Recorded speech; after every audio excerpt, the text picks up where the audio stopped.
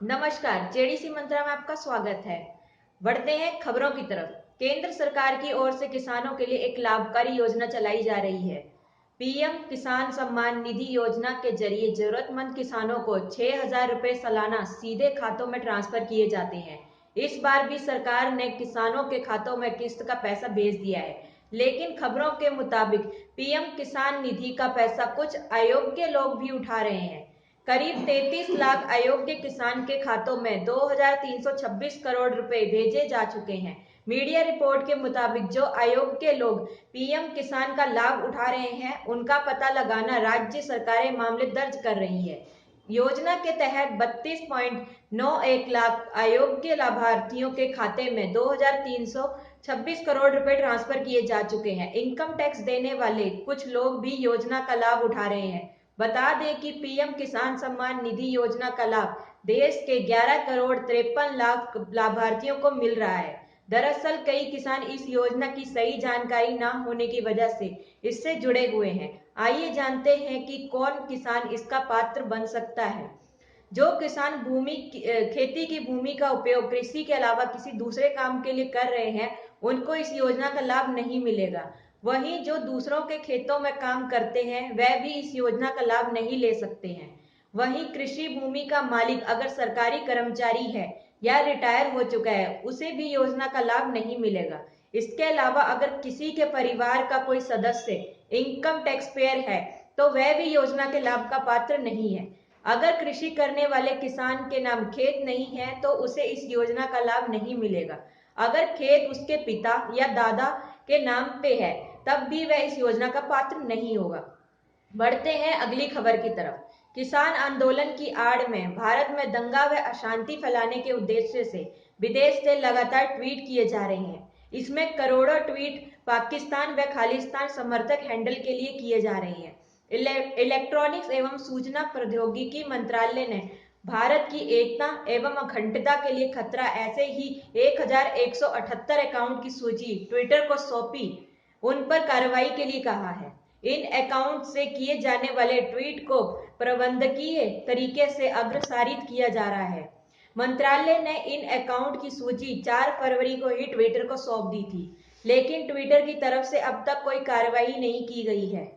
इससे पहले 31 जनवरी को भी सरकार ने ट्विटर के 257 लिंक को ब्लॉक करने के लिए कहा था, लेकिन उस संबंध में भी ट्विटर की तरफ से कोई कार्रवाई नहीं की गई है। ये 257 लिंक फार्म्स जेनोसाइड हैशटैग से होने वाले ट्वीट से जुड़े हैं, जो भारत में किसान आंदोलन के नाम पर हिंसा भड़काने के उद्देश्य से किए जा रहे हैं। ट्विटर की तरफ से कार्रवाई करने की जगह इन्हें अभिव्यक्ति की आजादी बताया गया। गत 1 फरवरी को मंत्रालय की कमेटी के सामने ट्विटर के वकील की पेशी से ठीक पहले इन 257 लिंक को कुछ मिनट के लिए ब्लॉक किया गया था। ट्विटर के इस रवैये को देखते हुए सरकार कार्रवाई की तैयारी में जुट गई है। मंत्रालय सूत्रों के मुताबिक ट्विटर को अगर सरकार का ये निर्देश नामुसिब नहीं लग रहा है, तो कंपनी अदालत में सरकार के निर्देश को चुनौती दे सकती है। लेकिन ट्विटर की तरफ से अब तक सरकार के निर्देश को देश के किसी भी अदालत में चुनौती नहीं दी गई है। मंत्रालय सूत्रों के मुताबिक ट्विटर को यह बात बता दिया गया है कि सरकार ने आईटी एक्ट के सेक्शन 69A के तहत ये निर्देश दिया है, क्योंकि ये ट्वीट आंदोलन को लेकर गलत सूचना का प्रसार कर रहे हैं, जिससे हिंसा भड़कने के साथ देश की कानून व्यवस्था प्रभावित होने की आशंका है। इस एक्ट में जुर्माने के साथ ही सख्त कार्रवाई का प्रावधान है। बढ़ते हैं अगली खबर की तरफ। देश में सड़क दुर्घटनाओं की संख्या में लगातार इजाफा देखने को मिल रहा है। आए दिन सैकड़ों लोग सड़क दुर्घटना के चलते अपनी जान गंवा रहे हैं। खासकर देश के हाईवे एवं एक्सीडेंट के मामले ज्यादा बढ़ रहे हैं। इसी को ध्यान में रखते हुए सड़क परिवहन और राजमार्ग मंत्रालय एक विशेष रोड सेफ्टी सिस्टम पर काम कर रहा है, जो देश भर में राष्ट्रीय राजमार्गों पर दुर्घटनाओं में घायल लोगों के लिए तत्काल उपचार पहुंचाने का काम करेगा। जानकारी के मुताबिक ये एक तरह की सुरक्षा प्रणाली की तरह काम करेगा, जो कि हाईवे पर होने वाली किसी भी तरह के एक्सीडेंट के दौरान तत्काल पुलिस और एम्बुलेंस सर्विसेज को सूचना देगा। ये सिस्टम सुनिश्चित करेगा कि मौके पर पहुंचने वाला एम्बुलेंस ग्लोबल पोजीशनिंग सिस्टम से लैस होगा, ताकि घायल को जल्द से जल्द नजदीकी अस्पताल पहुंचाया जा सके। इस बारे में सड़क परिवहन और राजमार्ग मंत्रालय के सचिव गिरिधर अरमाने ने मीडिया को बताया कि यदि पुलिस, एम्बुलेंस और अस्पताल एक ही नेटवर्क के माध्यम से जुड़ते हैं तो सड़क दुर्घटना में घायल लोगों के लिए तत्काल उपचार संभव होगा। ये प्रणाली राहत और बचाव कार्य में भी पूरी मदद करेगी। इस संबंध में सड़क परिवहन और स्वास्थ्य मंत्रालय के बीच बातचीत चल रही है। बताया जा रहा है कि सरकार इस मामले में कैशलेस उपचार उपलब्ध कराने पर भी विचार कर रही है। बता दें कि मंत्रालय ने इंजीनियरिंग संस्थानों जैसे कि भारतीय प्रौद्योगिकी संस्थान और राष्ट्रीय प्रौद्योगिकी संस्थान के साथ एक टाई-अप भी किया है, ताकि सड़क दुर्घटना को रोकने के लिए नई योजनाओं पर काम किया जा सके। ये भी खबर है कि विश्व बैंक की मदद से इंटीग्रेटेड रोड एक्सीडेंट प्रोजेक्ट के लिए भी काम चल रहा है। बढ़ते हैं अगली खबर की तरफ। उत्तराखंड के चमोली जिला में नंदा देवी ग्लेशियर फटने से भारी तबाही आ गई है। इस हादसे के बाद कम से कम 150 लोगों के लापता होने की खबर है। अभी तक चमोली में 10 शव मिल चुके हैं और तपोवन टनल में फंसे 16 लोगों को सुरक्षित निकाल लिया गया है। उत्तराखंड के मुख्यमंत्री त्रिवेंद्र सिंह रावत ने इस बीच राहत की खबर दी है। उन्होंने ट्वीट कर कहा, कर्णप्रयाग में आज नदी में पानी के बहाव की स्थिति से साफ है कि बाढ़ की संभावना बहुत ही कम है।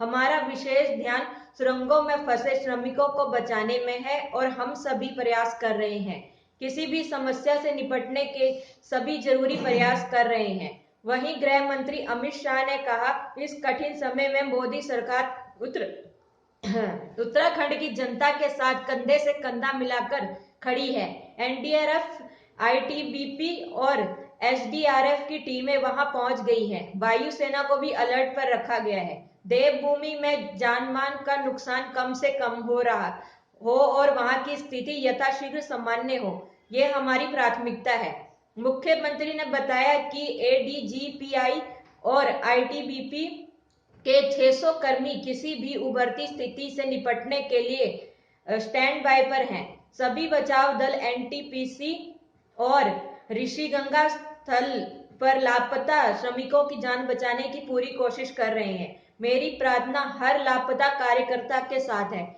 मेडिकल टीमों को प्रभावित स्थल पर भेज दिया गया है। इस आपात स्थिति से निपटने के लिए जोशीमठ में 30 बेड का अस्पताल तैयार रखा गया है। श्रीनगर, ऋषिकेश, जौलीग्रांट और देहरादून के अस्पताल स्टैंड बाय पर हैं। इस आपदा से निपटने के लिए हम पूरी कोशिश कर रहे हैं। आपदा से उत्पन्न स्थिति से निपटने के लिए हमें केंद्र सरकार से हर संभव मदद मिल रही है। प्रधानमंत्री नरेंद्र मोदी व्यक्तिगत रूप से स्थिति की निगरानी कर रहे हैं और सभी मदद का वादा किया है। गृह मंत्री अमित शाह ने आपातकालीन एनडीआरएफ टीमों को प्रभावित स्थल पर भेजा है। सीएम ने कहा, चमोली में 2 बांध स्थलों को प्रभावित करते हुए सुबह लगभग 10:45 पर रैनी गांव में एक आपदा की सूचना दी गई। स्थिति का जायजा लेने और आपातकालीन उपाय करने के लिए तत्काल निर्देश जारी किए गए। इसके साथ ही राज्य के आपदा प्रतिक्रिया तंत्र को सक्रिय किया गया। बढ़ते हैं अगली खबर की तरफ। सार्वजनिक क्षेत्र में बैंक ऑफ बड़ौदा ने अपने ग्राहकों को सूचित किया है कि ई वीजा और ई देना के आईएफएससी कोड 1 मार्च 2021 से बंद होने वाले हैं। बीओबी ने ग्राहकों को बताया कि दोनों के लिए नए आईएफएससी कोड प्राप्त करना बहुत आसान है। विजया बैंक और देना बैंक के ग्राहक नए आईएफएससी कोड जानने के लिए वेबसाइट पर जा सकते हैं या बैंक की हेल्प डेस्क को कॉल कर सकते हैं या शाखा से संपर्क कर सकते हैं। इसके अलावा एसएमएस की सुविधा का भी उपयोग कर सकते हैं। हेल्पलाइन नंबर 1800258170 है, जबकि ग्राहक अपने पंजीकृत मोबाइल नंबर से 8422009988 पर पुराने खाता संख्या के अंतिम 4 अंकों के साथ एसएमएस कर सकते हैं। इस फॉर्मेट में मैसेज भेजना है MIGR पुराने खाता संख्या के अंतिम 4 अंक। राष्ट्रीयकृत बैंक ने पिछले साल दिसंबर में विजया बैंक और देना बैंक की 3,898 शाखाओं के मर्जर का काम पूरा कर लिया था। इसके तहत 5 करोड़ से अधिक ग्राहक खाते माइग्रेट किए गए थे। बैंक ने कहा कि सभी ग्राहक अब भारत में कुल 8,248 घरेलू शाखाएं और 10,318 एटीएम का फायदा उठा सकते हैं। विलय करने के बाद बैंक ऑफ बड़ौदा देश का दूसरा सबसे बड़ा बैंक बन गया है। जनवरी महीने में बैंक ऑफ बड़ौदा ने मैसेजिंग मंच व्हाट्सएप पर बैंकिंग सेवाएं शुरू करने की घोषणा की। बैंक ऑफ बड़ौदा व्हाट्सएप के जरिए खाते में बैलेंस की जानकारी, मिनी स्टेटमेंट, चेक की स्थिति जानकारी, चेकबुक, आग्रह, डेबिट कार्ड को ब्लॉक करने और उत्पाद एवं सेवाओं के बारे सूचना जैसी सेवाएं उपलब्ध करा रहा है। मैसेजिंग मंच के जरिए बैंकिंग सेवाएं 24 घंटे 7 दिन उपलब्ध होंगी। इसके लिए अतिरिक्त एप्लीकेशन डाउनलोड करने की जरूरत नहीं है। ऐसे लोग जो बैंक के ग्राहक नहीं है वह भी मंच के जरिए बैंक के उत्पादों, सेवाओं, पेशकश, एटीएम और शाखा के बारे में जानकारी हासिल कर सकते हैं। सभार, डेली हंट, डेली होम। धन्यवाद। जेडीसी मंत्रा।